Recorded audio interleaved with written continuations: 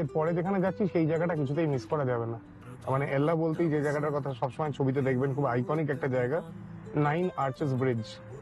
এটা একটা railway bridge. কালকে আমরা যে ট্রেনে এলাম, এল্লা ছাড়িয়ে তার ইমিডিয়েটলি পরেই 9 আর্চেস ব্রিজ দিয়ে সেই ট্রেনটা যায়, কিন্তু আমরা যেহেতু এল্লায় নেমে গেছিলাম তাই আমরা ব্রিজের উপর দিয়ে যেতে পারিনি।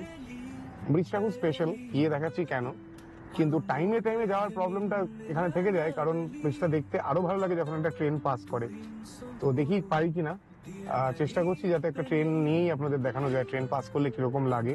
9 আর্চ ব্রিজ পর্যন্ত বড় গাড়ি যাওয়ার মতন রাস্তা নেই, তাই আরেকটু গিয়ে আমরা গাড়ি ছেড়ে একটা টুকটুকে উঠলাম। এখন আমরা টুকটুকে বসে আছি। টুকটুকে আমাদেরকে আসাম নামিয়ে দিয়ে এখানে এই টুকটুকটা ঠিক করে দিল। একটু ডিস্টেন্স আছে এখান থেকে, তো গাড়ি তো ওখানে যাবে না, আর হেঁটে যাওয়া যায় তাহলে সময় অনেক বেশি লেগে যাবে, আর আমাদের কাছে টাইম কম, আর বৃষ্টি নেমে গেলে প্রবলেম, প্লাস ট্রেনটা বেরিয়ে গেলেও প্রবলেম। তো সব ধরে ওই এখানকার মুদ্রায় 3 সহস্র, মানে আমাদের কত হবে ওই 700-800 টাকার মতো, 800-900 টাকার মতো। ঠিক আছে, কারণ ডিস্টেন্সও আছে আর পাহাড়ের রাস্তা, প্লাস ওয়েট করবে, কারণ আমাদের টাইম লাগতে পারে, আর আমি টাকা একদম ফিরেই দেবো, মাঝখানে দেবো না, সুতরাং ওর দায়িত্ব থাকছে। অবশ্যই এইখানে আমাকে সেটা করতে হচ্ছে না।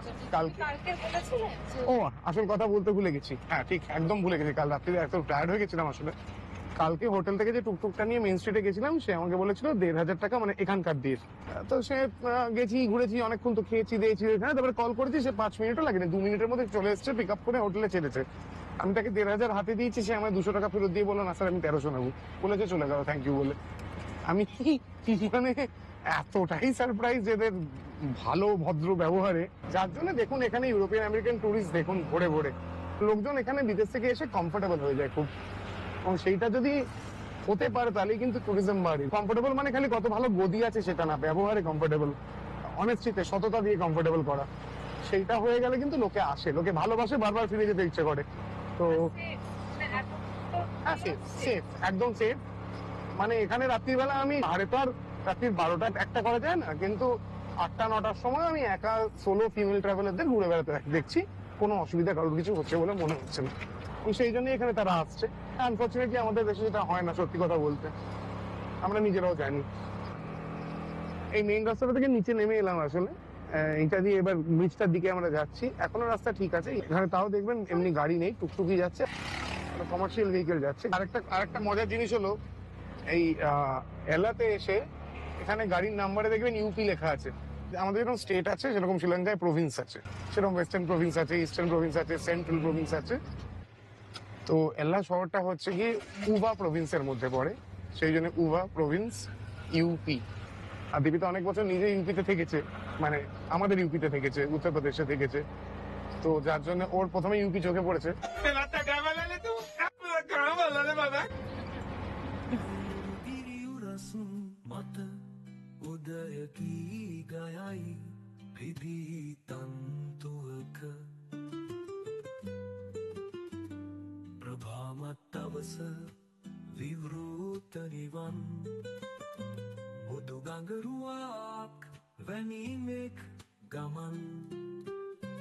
देवत्त सुवंग हमाई पेली पेली पेली अरुणोदय मिलनवेली दुरिन सोंदुरु दिया अली पेनेई। আমরা এসে গেলাম সেই আইকনিক 9 আর্চেস ব্রিজে। দেখুন এখানে 9টা আর্চ আছে, 1 2 3 4 5 6 7 8 9। ওপরে ওখানে ধসও নেমেছিল, দেখেছো? এই হলো 9 আর্চেস ব্রিজের আগের টানেল, এল্লা স্টেশনের দিক থেকে আসে এই টানেল দিয়ে।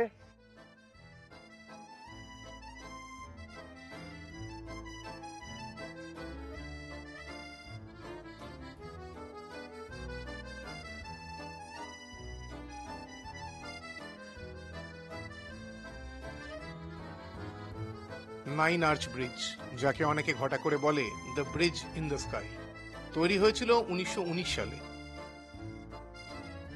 এই ব্রিজকে Sri Lanka government archaeological protected monument ক্যাটাগরিতে অন্তর্ভুক্ত করেছে।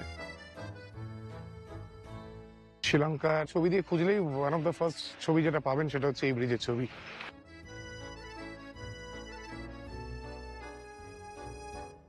এখানে অ্যাম্বিয়েন্স কিন্তু খুব সুন্দর, খুব ভালো। লোকজন জমজমাট একদম।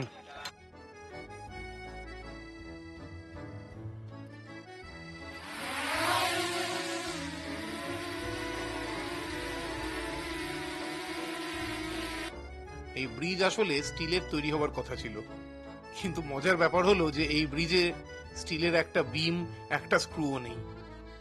শোনা যায় নাকি ব্রিজের জন্য বরাদ্দ স্টিল ব্রিটিশরা নিয়ে গিয়ে ব্যবহার করেছিল প্রথম বিশ্বযুদ্ধে, তাই এই ব্রিজে কোনো স্টিলের ব্যবহার নেই। শ্রীলঙ্কায় ট্রেন টাইমে চলে না একেবারেই। ট্রেনের অপেক্ষা করতে করতে এবার একটু চিন্তাই হচ্ছিল, আকাশে মেঘ ঘনাচ্ছে আস্তে আস্তে।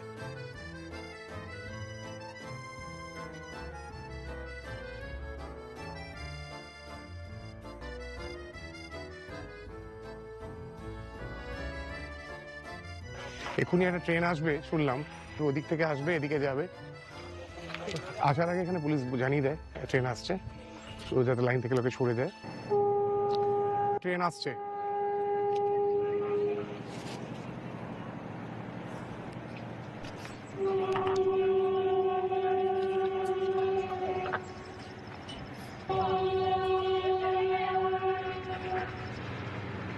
And ট্রেন এসে গেছে।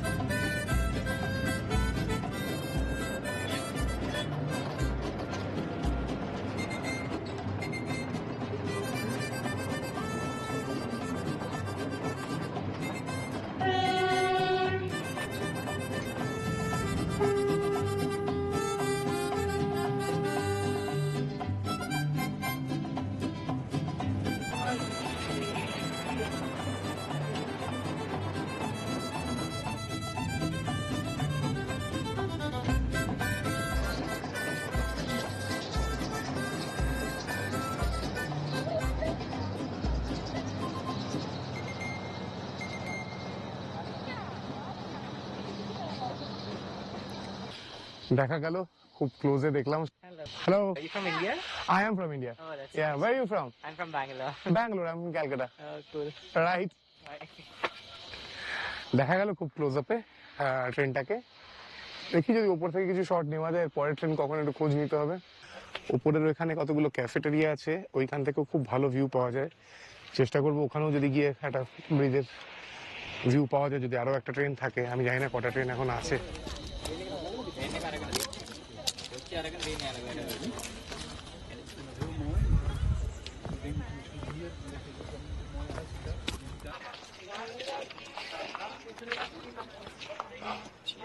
দেখার চেষ্টা করছি এখন এখানে যদি ওপরের ক্যাফেটাতে যাওয়া যায়।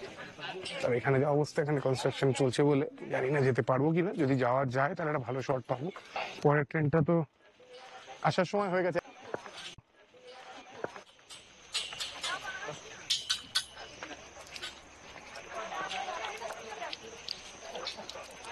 Thank you.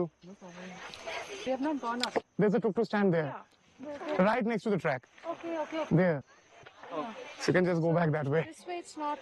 No, Yeah, it's not safe. advisable. Oh, okay. Bangalore. Calcutta. Calcutta. Oh, nice. Chalo.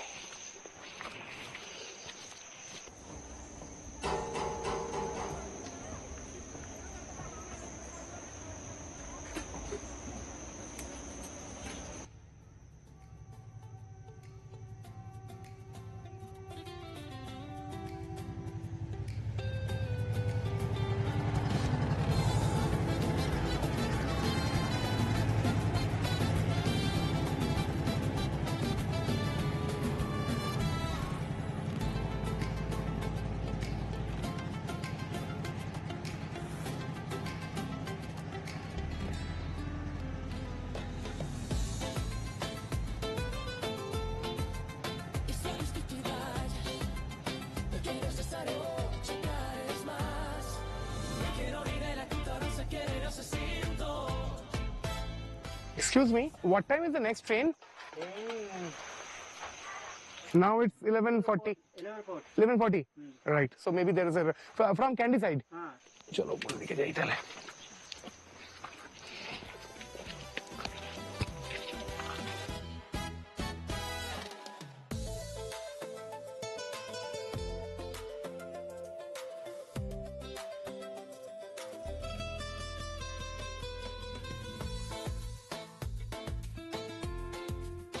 আর একটু পরেই আবার আকাশ অন্ধকার হয়ে এলো। ড্রোন ট্রোন গুটিয়ে নিচে নামতে নামতে ঝিরে ঝিরে বৃষ্টি শুরু। কোনো রকমে আমাদের টুকটুকটা অবধি পৌঁছানো গেল। খুব জোরে বৃষ্টি নেমে গেছে। কোনো রকমের ব্রিজ থেকে দৌড়ে এসে এই টুকটুকটায় উঠলাম, যেটা আমাদের জন্য ওয়েট করছিল এতক্ষণ। এর মধ্যে একটা বলার মতো জিনিস হলো, আসছি বৃষ্টির মধ্যে দৌড়ে দৌড়াতে, একটা ছেলে ছাতা মাথায় দিয়ে যাচ্ছিল। সে আমাদের মাথায় এসে ছাতা ধরে, মানে সে কিন্তু কারোর কিছু না, সে যাচ্ছে লোকাল লোক, সে এসে আমার মাথায় ছাতা ধরে আমার টুকটুক অব্দি নিয়ে গেল। সে নিজে নিজে আমাকে ছাতা ধরছে প্রায় পারলে। সে মাথায় ছাতা ধরে টুকটুক অব্দি ছেড়ে বললে এইটা এই গাড়িটা, হ্যাঁ ঠিক আছে থ্যাংক ইউ, চলে গেল। শেখার আছে অনেক কিছু। এই করে তো সত্যিকারেরই বাইরের থেকে সবাই ঘুরতে চাইবে এই জায়গাটা। 100 ভালো ব্যবহার পেলে কিনা আসবে। অনেক কিছু শেখার আছে, এই জন্যই বাড়ি ছেড়ে বেরিয়ে পড়া উচিত। একদম বড় কথা, যদি সত্যি শিখতে হয় না, বাড়িতে বসে হয় না, পৃথিবীতে বেরোতে হয়। আর এই ভদ্রলোক যা চালাচ্ছেন গাড়ি, আমি ইমপ্রেসড দেখে। এই 3 চাকার গাড়ি বৃষ্টির মধ্যে এই রাস্তায় উঠছে আর নামছে রাস্তাখালি কন্টিনিউয়াসলি।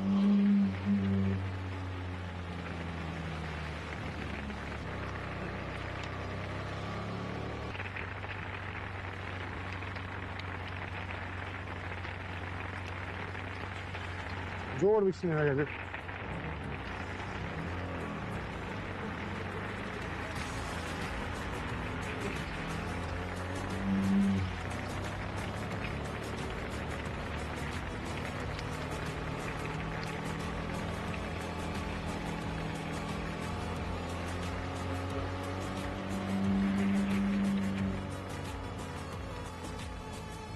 আর একটু পরে আমরা টুকটুক ছেড়ে আবার হাসানের গাড়িতে এসে উঠলাম।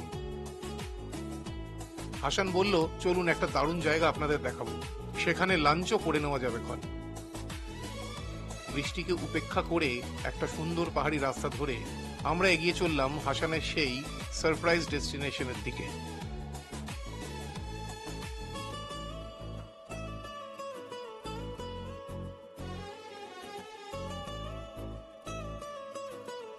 বৃষ্টিটা একটু ধরেছে, হাসান আমাদেরকে এক জায়গায় খাওয়াতে আনলো, মাউন্ট হেভেন রেস্টুরেন্টে।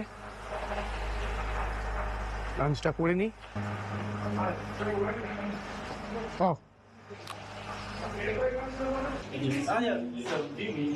I'll just take a... Oh, wow. জায়গাটা একবার দেখুন।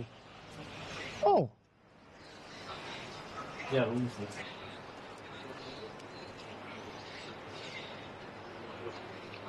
Right, let's go.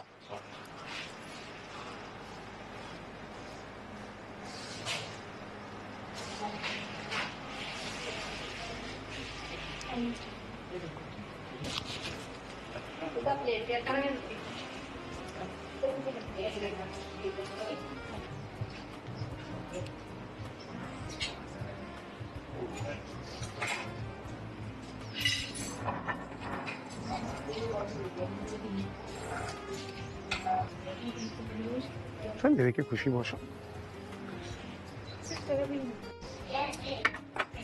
Thank you. জায়গাটা একবার দেখুন।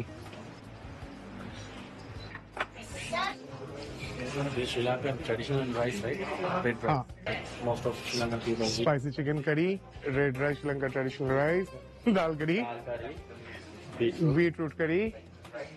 What is lufa? and So that is the same lufa.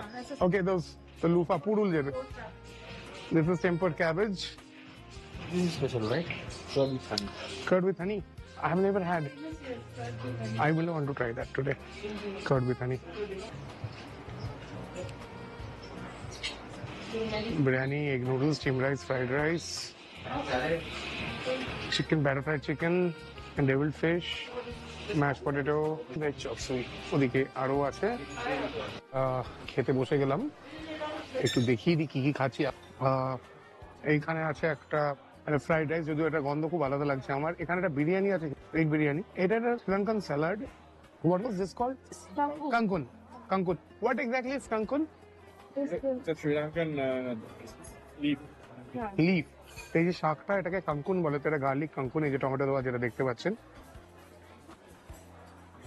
আর এখানে একটা ডেভিল চিকেন আছে, সেদিন পোলোর যেরকম খেলাম রাস্তায় সেরকম। আর এখানে ব্যাটার ফ্রাইড চিকেন। এটা কি ছিল জানো? মাশরুম ছিল। এটা মাশরুম আছে এখানে। এটা তো পাপড়াম, মানে পাপড় বেসিক্যালি।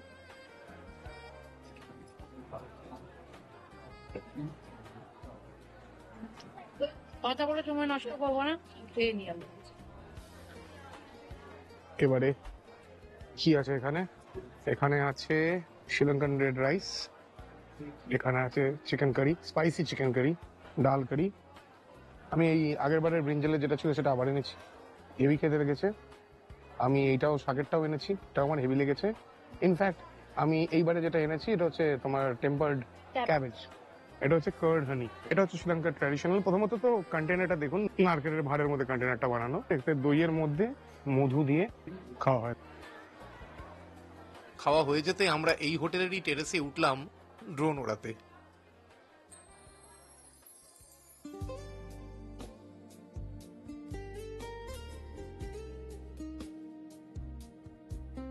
কয়েক পশলা বৃষ্টির জন্য অনেকক্ষণ ব্যস্ত ছিল মেঘগুলো। এখন লাঞ্চ ব্রেকে একটু বিশ্রাম নিতে থেমেছে।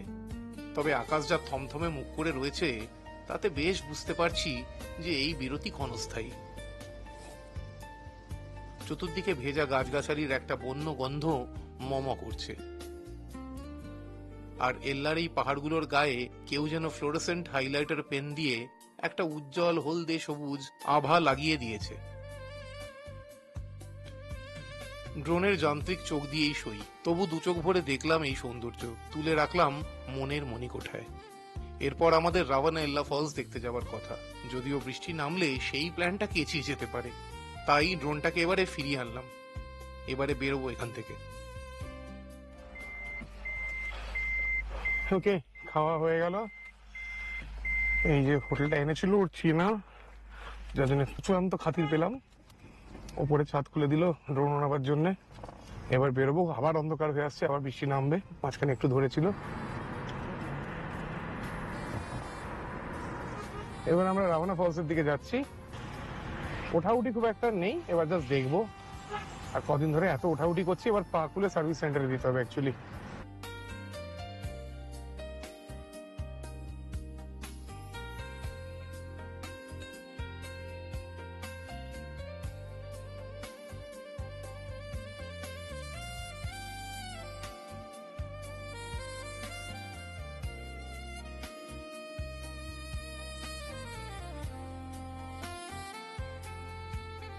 মিনিট দশেকের মধ্যেই আমরা পৌঁছে গেলাম রাভানা এল্লা ফলসে।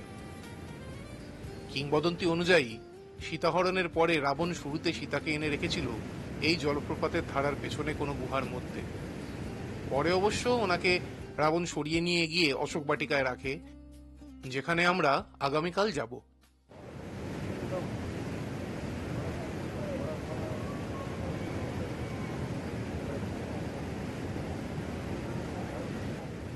এল্লা রেলওয়ে স্টেশন থেকে 6 কিলোমিটার দূরে প্রায় 82 ফুট উঁচু এই জলপ্রপাত হল শ্রীলঙ্কার সবচেয়ে চওড়া জলপ্রপাত।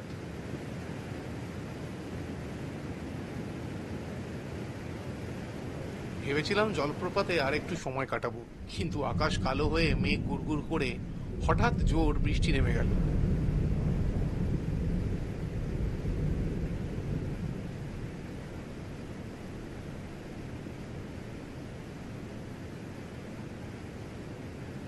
বৃষ্টির জলে ফুলে ফেঁপে ওঠা ওয়াটারফলটাকে আর একবার দু চোখ ভরে দেখে ওকে, আমরা আবার রওনা দিলাম।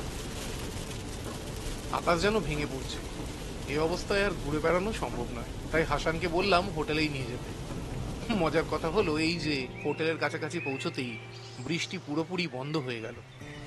সিরিয়াসলি আমাদের হোটেলে যাওয়ার রাস্তাটা খুব সোজা নেমে গেছে, স্ট্রেট। আবার স্ট্রেট নেমে গিয়ে আবার স্ট্রেট উঠেও যাবে। ওই দেখুন সামনে আবার রাস্তা উপর দিকে উঠে যাচ্ছে।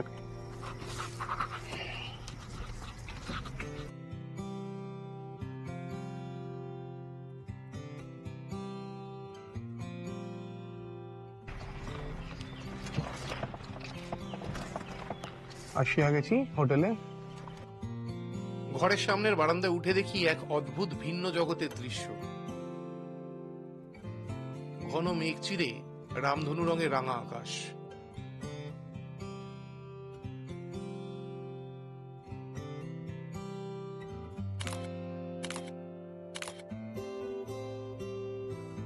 তবে রামধনুও নিভে গেল একটু পরেই।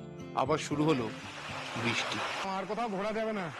দেখুন অবস্থাটা, আওয়াজ তো শুনতেই পাচ্ছেন, দেখুন অবস্থা।